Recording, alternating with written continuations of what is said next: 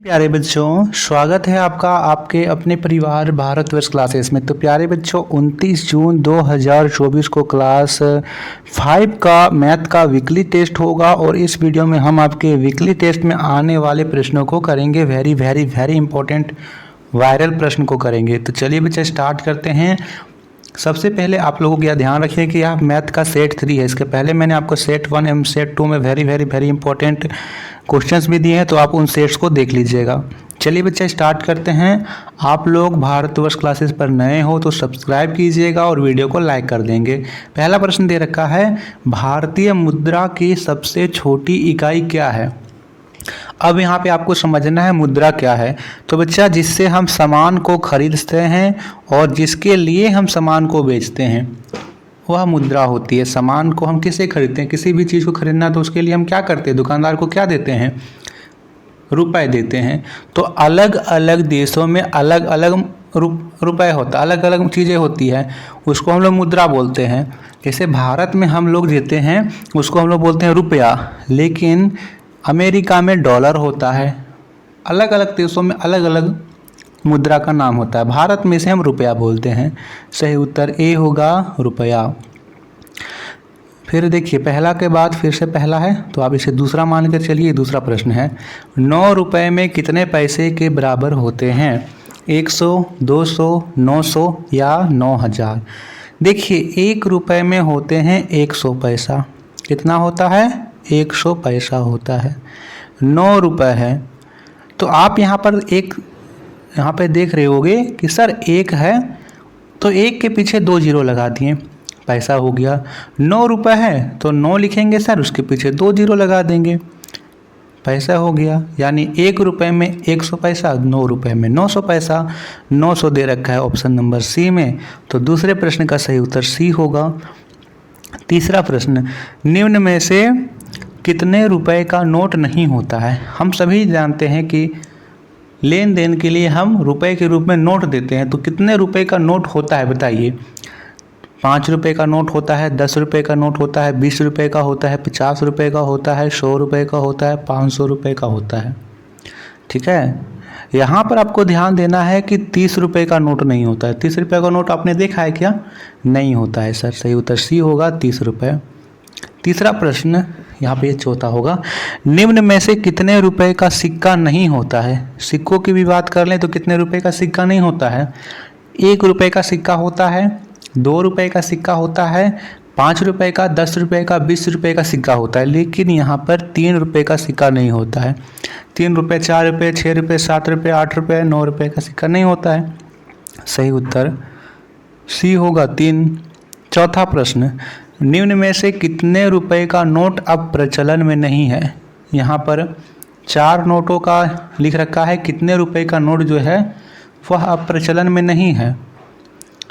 100, 200, 50 या 1000।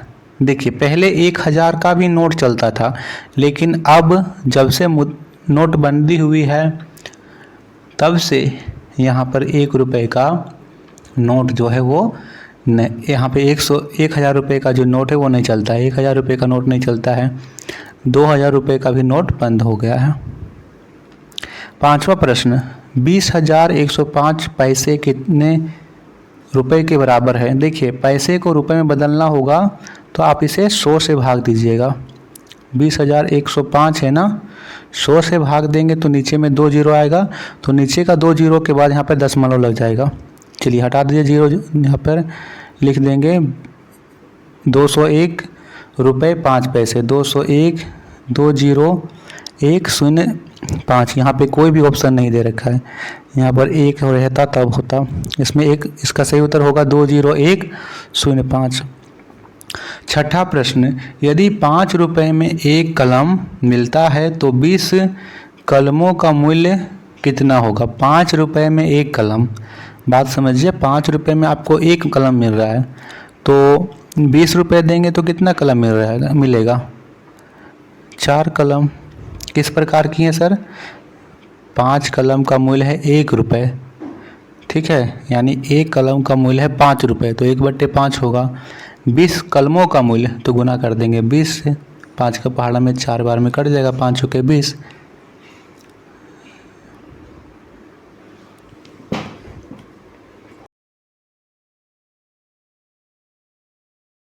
छठा प्रश्न दे रखा है, यदि 5 रुपए में एक कलम मिलता है तो 20 कलमों का मूल्य कितना होगा।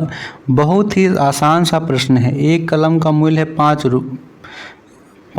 रुपए, तो 5 कलम का मूल्य कितना होगा, 20 की गुना 5 से कर देंगे, 20 पचे 100 रुपये होगा।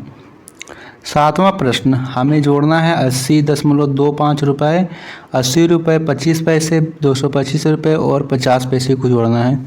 सबसे पहले लिख लेते हैं 225 रुपये, 80 रुपये 25 पैसे और यहाँ पे 50 पैसे। चलिए जोड़ते हैं। यहाँ पर 5 7 दशमलव 5 0 3 305 रुपये 75 पैसे। हमें इसे घटाना है। 807 रुपये में से 550 रुपये घटा देना है, क्योंकि दशमलव के बाद यहाँ 0 0 है तो यहाँ भी 2 0 है, इसमें नहीं लिखेंगे तो चलेगा। 7 में से 0 घटाएंगे तो 7, पैंचा लिए 10, 10 में से 5 घटाएँ 5, 7 में से 5 घटाएँ 2, 257 आया। ये 10वां प्रश्न है। वैसे एक प्रश्न वहाँ पे छूट गया था।